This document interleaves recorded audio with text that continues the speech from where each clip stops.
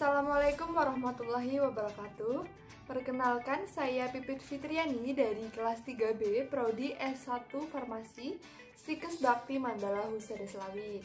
Nah, jadi pada video ini saya akan menjelaskan sedikit tentang materi DRP atau Drug Related Problem. Nah, jadi DRP itu didefinisikan sebagai suatu peristiwa yang tidak diinginkan atau resiko yang dialami oleh pasien yang melibatkan atau diduga melibatkan terapi obat dan merupakan suatu masalah yang timbul dalam penggunaan obat atau terapi obat yang secara potensial maupun aktual dapat mempengaruhi outcome terapi pasien, meningkatkan biaya perawatan, serta dapat menghambat tercapainya tujuan terapi. Nah, jadi DRP aktual itu suatu problem yang sedang terjadi yang berkaitan dengan terapi obat yang diberikan pada pasien. Nah, DRP potensial itu problem yang diperkirakan akan terjadi yang berkaitan dengan terapi obat yang sedang digunakan oleh pasien. Nah, suatu kejadian itu dapat disebut DRPRS bila memenuhi dua komponen. Yang pertama itu kejadian tidak diinginkan yang dialami oleh pasien. Nah, kejadian ini itu dapat berupa keluhan medis, gejala, diagnosis penyakit, ketidakmampuan atau sindrom, dapat merupakan efek dari kondisi psikologis, fisiologis, sosiokultural, dan ekonomi. Nah, yang kedua itu hubungan antara kejadian tersebut dengan terapi obat. Nah, bentuk hubungan ini dapat berupa konsekuensi dari terapi obat maupun kejadian yang memerlukan terapi obat sebagai solusi maupun preventif. Nah, selanjutnya ada kategori umum DRPS, yaitu ada 8. Nah, yang pertama itu membutuhkan obat tambahan. Nah, contoh penyebabnya itu pasien membutuhkan obat tambahan, misalnya untuk profilaksis atau pramedikasi, memiliki penyakit kronik yang memerlukan pengobatan kontinu, serta memerlukan terapi kombinasi untuk menghasilkan efek sinergis atau potensiasi, dan atau ada kondisi kesehatan baru yang memerlukan terapi obat. Nah, keadaan yang ditemukan pada DRP adalah suatu keadaan ketika pasien itu menderita penyakit sekunder yang mengakibatkan keadaan yang lebih buruk daripada sebelumnya, sehingga pasien itu memerlukan terapi tambahan. Yang kedua itu pasien menerima obat tanpa indikasi yang sesuai atau tidak perlu obat. Nah, hal ini itu dapat terjadi karena menggunakan obat tanpa indikasi yang tepat, dapat membaik kondisinya dengan terapi non-obat atau non-farmakologi, kemudian minum beberapa obat padahal hanya satu terapi obat yang diindikasikan atau minum obat untuk mengobati efek samping. Nah, yang ketiga itu menerima obat yang salah. Nah, kasus yang mungkin terjadi itu obat tidak efektif, ketidaktepatan pemilihan obat, alergi, adanya kontraindikasi, resisten terhadap obat yang diberikan. Nah, kombinasi obat yang tidak perlu dan atau obat bukan yang paling aman. Nah, yang keempat itu dosis terlalu besar. Nah, beberapa penyebabnya itu dosis salah, frekuensi tidak tepat, dan jangka waktu tidak tepat. Nah, pasien ini menerima obat dalam dosis terlalu tinggi. Pasien menerima obat dalam jumlah dosis terlalu tinggi dibandingkan dosis terapinya. Hal ini tentu berbahaya ya, karena dapat terjadi peningkatan resiko efek toksik dan bisa membahayakan. Hal yang menyebabkan pasien menerima obat dalam jumlah dosis terlalu tinggi yaitu ada kesalahan dosis pada persepan obat. Yang kedua itu frekuensi dan durasi minum obat yang tidak tepat. Yang kelima itu dosis terlalu kecil. Nah, penyebabnya itu dosis terlalu kecil untuk menghasilkan respon yang diinginkan. Jangka waktunya terlalu pendek, pemilihan obat, dosis, rute pemberian, dan sediaan yang tidak tepat. Nah, pasien menerima obat yang benar, tetapi dosisnya terlalu rendah, pasien menerima obat dalam jumlah lebih kecil dibandingkan dosis terapinya. Nah, hal ini dapat menjadi masalah karena menyebabkan tidak efektifnya terapi sehingga pasien tidak sembuh atau bahkan dapat memperburuk kondisi kesehatannya. Yang keenam itu pasien mengalami adverse drug reaction.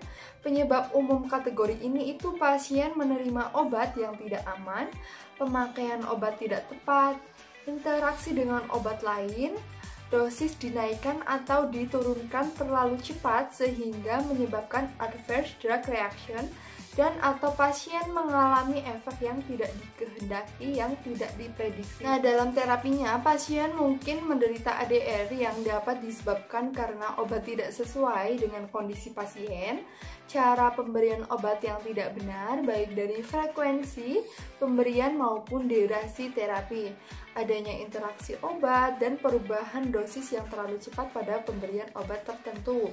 Nah, ADR itu merupakan respon terhadap suatu obat yang berbahaya dan tidak diharapkan serta terjadi pada dosis lazim yang dipakai oleh manusia untuk tujuan profilaksis, diagnosis, maupun terapi.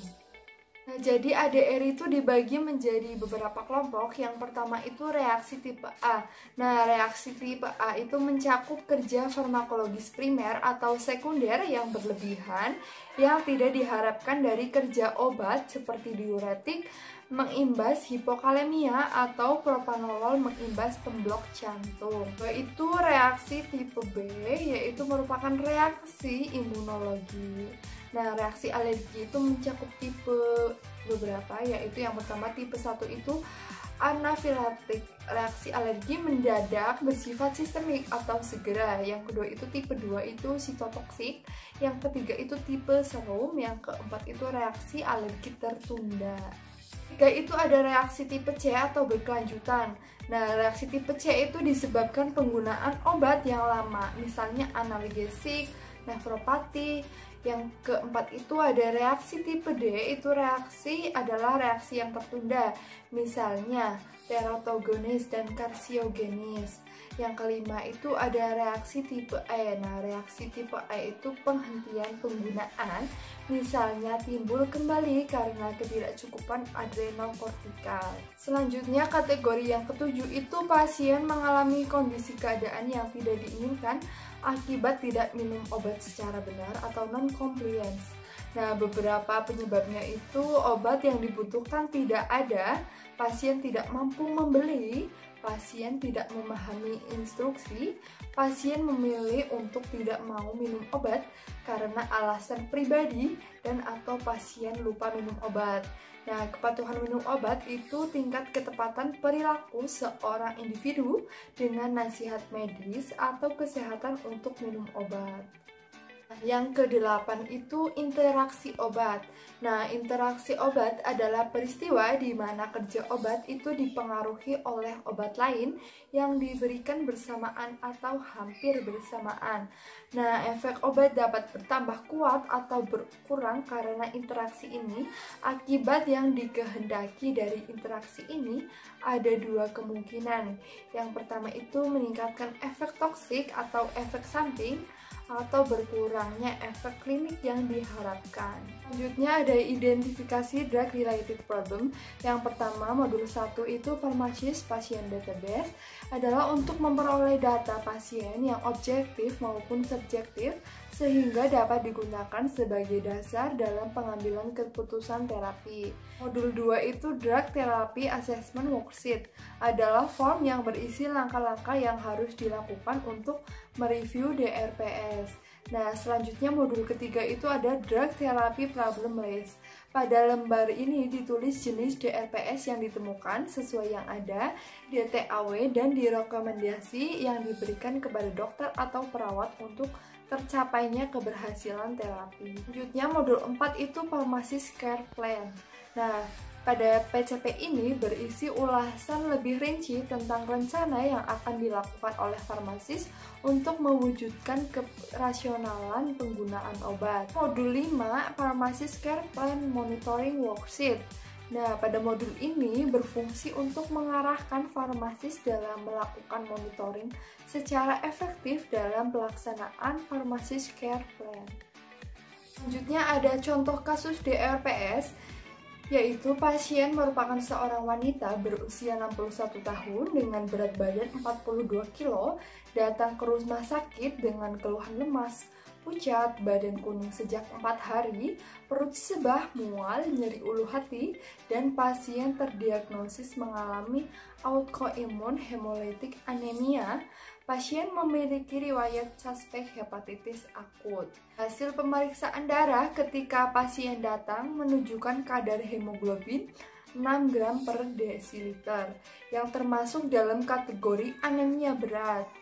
Dan hasil hematokrit yaitu 14%.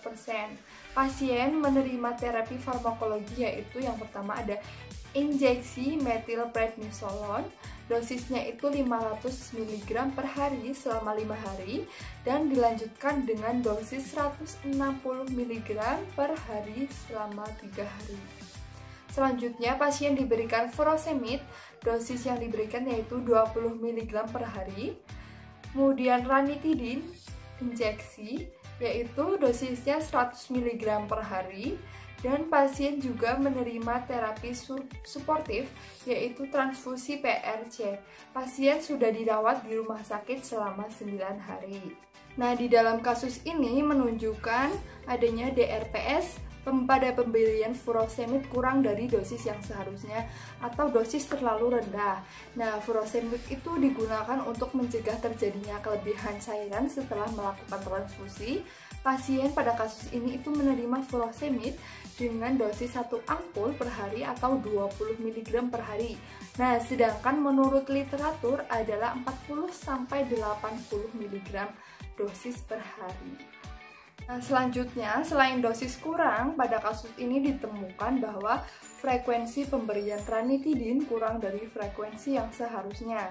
Nah, ranitidin itu digunakan untuk mencegah ulkus peptikum yang merupakan resiko efek samping dari metilprednisolon.